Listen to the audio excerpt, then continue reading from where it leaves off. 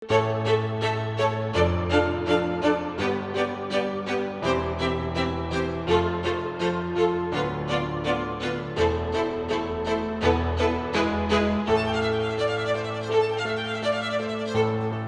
tal, amigos? Mi nombre es Ricardo Vázquez Kunze y esta es La Terraza de RBK.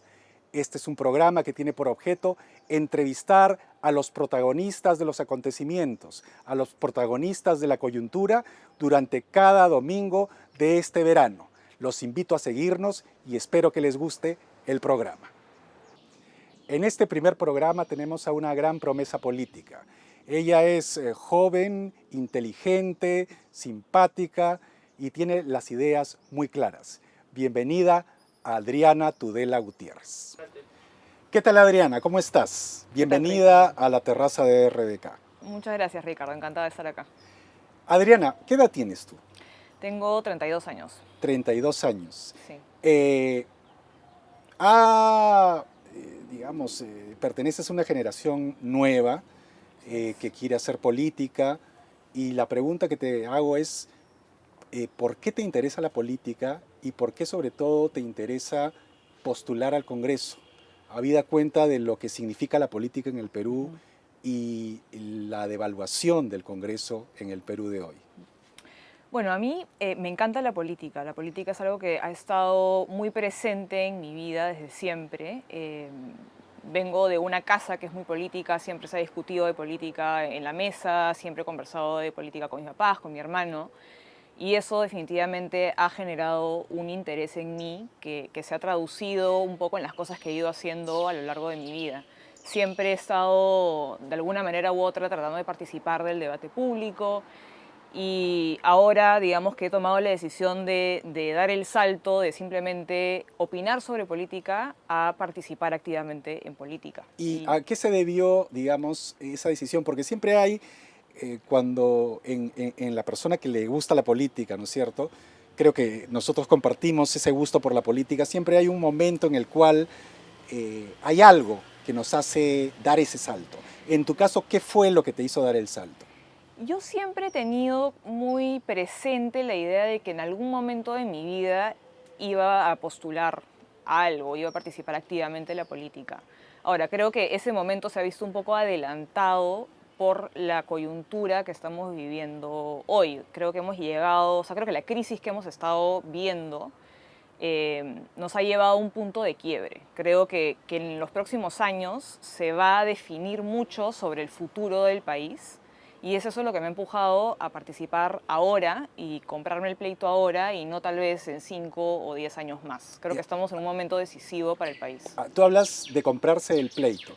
¿Qué pleito te pretendes comprar tú? Porque, digamos, hay que tener, digamos, de alguna manera fuerza, voluntad, coraje para asumir cualquier pleito en la vida. Entonces, me interesa mucho qué pleito quieres comprarte para haber dado ese paso a la política y a postular al Congreso. Mira, yo quiero entrar al Congreso porque pienso que gran parte de nuestra clase política se ha olvidado de cuál es el verdadero rol de un congresista, que es representar al ciudadano, fiscalizar y, digamos, deberse al ciudadano y no al revés.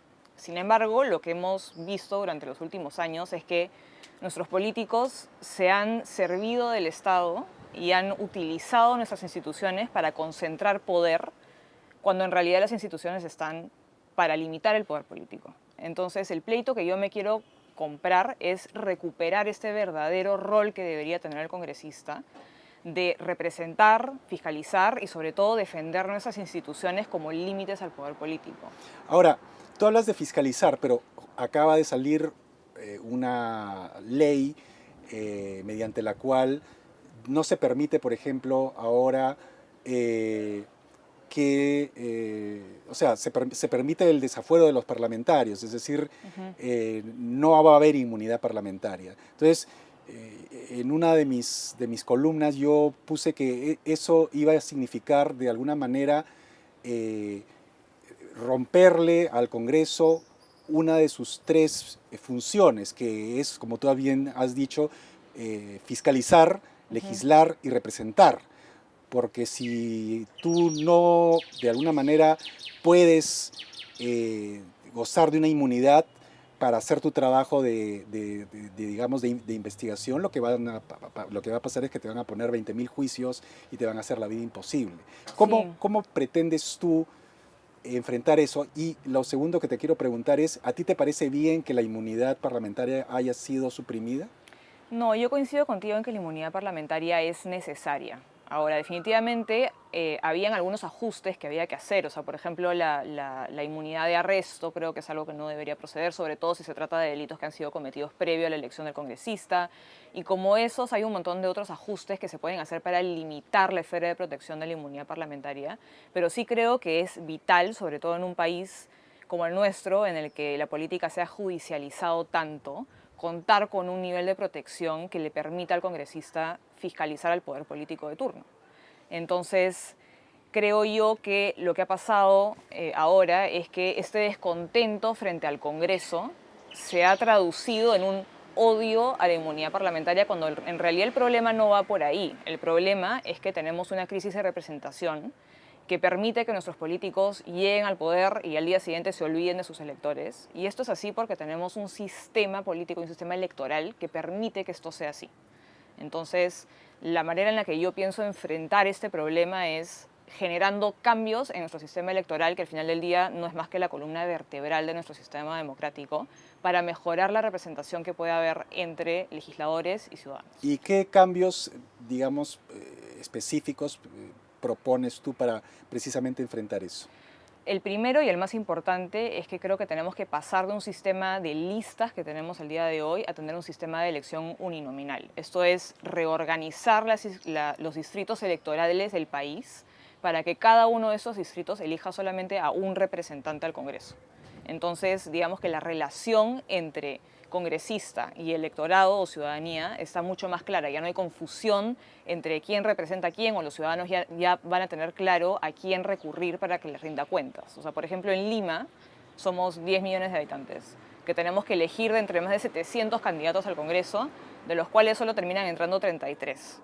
Pero esos 33 no saben cuáles de estos 10 millones de habitantes votaron por ellos, ni los habitantes saben cuál de esos 33 los representa a ellos. Entonces, creo yo que ahí está como el quid del asunto y la manera de solucionarlo es generando mecanismos que aclaren mucho más cuál es la relación entre representado y representante. ¿Tú tienes el apoyo de tu familia para lanzarte a este reto? ¿Tu familia está, digamos, gozosa de que una hija se dedique a la política o tiene sus reticencias? Yo creo que en términos generales están bastante orgullosos de que haya tomado la decisión que he tomado. Yo sí he sentido mucho apoyo de parte de ellos, por supuesto. Siempre hay preocupaciones, ¿no? Porque digamos que entrar en política también tiene su lado negativo. Uno deja de lado un poco el anonimato, se expone a una serie de ataques, uno se pone en una situación de vulnerabilidad que digamos, no es ideal, ¿no? Pero a pesar de eso sí he sentido el respaldo de mi familia en la decisión que he tomado. Ahora, tú estás postulando ¿por qué partido? Por el partido Avanza País. Es el partido que lidera Hernando de Soto, Así es. ¿verdad? ¿Por qué te gusta o qué te llamó la atención en la propuesta de Hernando de Soto? ¿Por qué Hernando de Soto y no otro partido que de alguna manera representara algo similar? Bueno, Hernando de Soto es un economista al cual yo le he venido siguiendo los pasos desde hace ya un tiempo. Coincido con sus ideas y las conclusiones que tiene él respecto al problema de la informalidad, que en mi opinión es el gran drama de este país. Y coincido con él en que el problema, digamos que la causa de la informalidad es que tenemos un Estado que vive de espaldas a más del 70% de la población. Y que tenemos un país en el fondo dividido, en donde un grupo de personas se rige por un grupo de reglas y otro por otras. Entonces yo coincido con Hernando en que para solucionar esto tenemos que unificar al país, que todo el mundo rija sus vidas bajo las mismas reglas, que estas reglas sean fáciles de cumplir y así poder, digamos, caminar todos juntos, avanzar hacia un futuro común. Hernando de Soto habla mucho del capitalismo popular. Para ti, ¿qué es el capitalismo popular? ¿Qué significa? ¿Qué sustancia tiene en la propuesta de Avanza País? Bueno, que el capitalismo popular no es más que la iniciativa privada y por iniciativa privada no debemos entender únicamente la iniciativa de las grandes empresas, sino de todos los peruanos emprendedores. Al final todos los peruanos somos Bueno, emprendedores. son el 70% de los informales, básicamente. Exacto. Y el capitalismo popular es este capitalismo pequeño, digamos, o individual, que al final del día es el verdadero motor del país y sin embargo ha sido dejado de lado por el Estado porque al Estado, digamos, no le es tan útil promover ese tipo de capitalismo, sino ¿Por qué? creo yo que es un problema de incentivos, ¿no? Tenemos... ¿Por qué te pregunto? Porque, digamos, al Estado le convendría que mucha gente se incorpore a la formalidad y pague impuestos, por ejemplo. Entonces, Claro, porque eso al final aumenta el Entonces, presupuesto público y eso se traduce en mayores beneficios para la población en su conjunto. Pero ¿por qué entonces para ti el Estado no le interesaría mucho promocionar o promover digamos, el capitalismo popular? Por un tema de comodidad, pienso yo. O sea, creo que alrededor de 15.000 empresas, si no me equivoco, más o menos, son los grandes contribuyentes de este país. Son unas 15.000 empresas grandes que aportan cerca del 70% de la carga tributaria. Y por otro lado tenemos unas 9 millones de empresas pequeñas y microempresas que están, digamos, dejadas de lado y el Estado no les hace mucho caso porque ya puede contar con estas grandes empresas que le proporcionan como que el grueso de su presupuesto. Es como una especie digamos, de abulia para no hacer un trabajo más especializado de búsqueda. Exacto, exactamente. Entonces digamos que el Estado está muy enfocado en la gran empresa, en los grandes contribuyentes y a los que no son grandes contribuyentes los deja un poco de lado, no les da facilidades y al final terminan excluidos, recluidos y sin ninguna posibilidad de crecer, porque digamos que las reglas que pone el Estado están pensadas para los grandes. Y los chicos no tienen la posibilidad, digamos, de acceder a la formalidad porque esas reglas son muy difíciles de cumplir.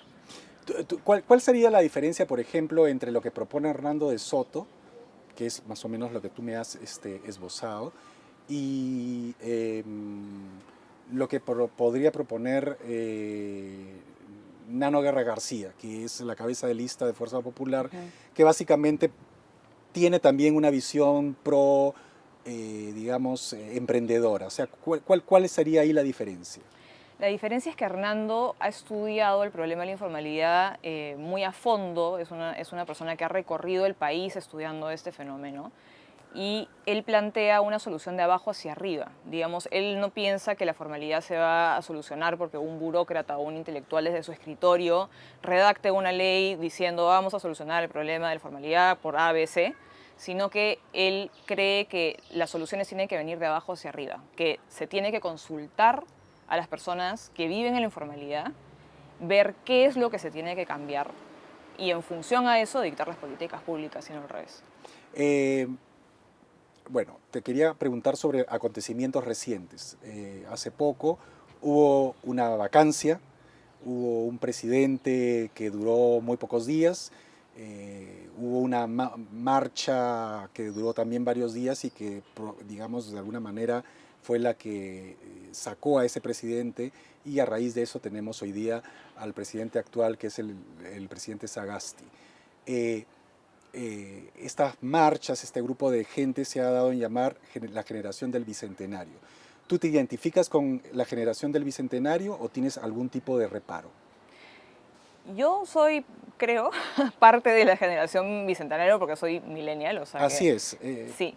Pero por eso te digo, pero el concepto... Me identifico, o sea, creo que comparto muchas de las frustraciones que ellos tienen. En el caso en particular de la vacancia y el gobierno de Merino, yo no considero que eso se trató de un golpe de Estado.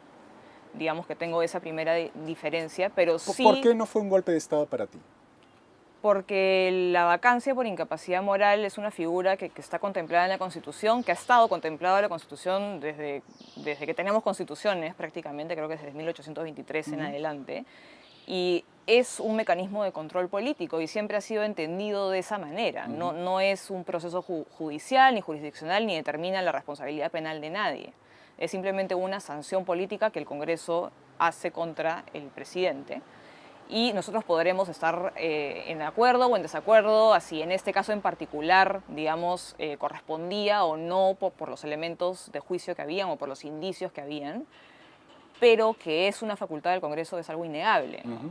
Y sobre la generación llamada Bicentenario, tú me has dicho que te une la edad que tienes, ser millennial.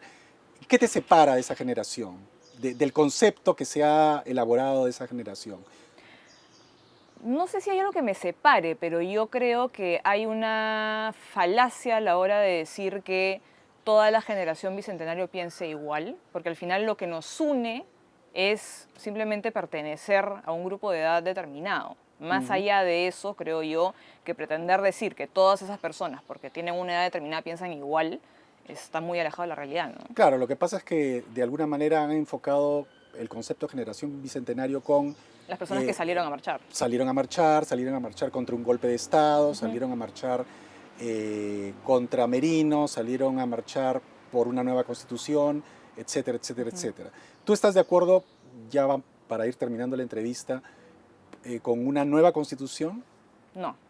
Yo creo que la constitución que tenemos es una constitución que ha tenido resultados innegablemente positivos, que nos ha hecho avanzar muchísimo como país y que además contempla ella misma los mecanismos para ser modificada. De hecho, ya ha sido modificada casi 20 veces. Entonces, no encuentro ninguna justificación real para tirarla a la basura y hacer una nueva cuando simplemente podemos seguir mejorándola. Mm. Que te quiero hacer un ping-pong de unas cuantas palabras para que me des tú tus respuestas inmediatas. Socialismo, Pasado, capitalismo, progreso, democracia, ciudadanos, Congreso, representación, generación del Bicentenario. jóvenes. Bueno, Adriana Tudela, ha sido un placer tenerte en el primer programa. Te deseo la mejor suerte del mundo y espero que más personas como tú participen de todas las tendencias en política porque es necesario precisamente renovarla. Muchas gracias por tu participación. Muchísimas gracias a ti, Ricardo. Bien amigos, no hay tiempo para más. Nos vemos el próximo domingo en la terraza de RBK. Espero que hayan disfrutado del programa.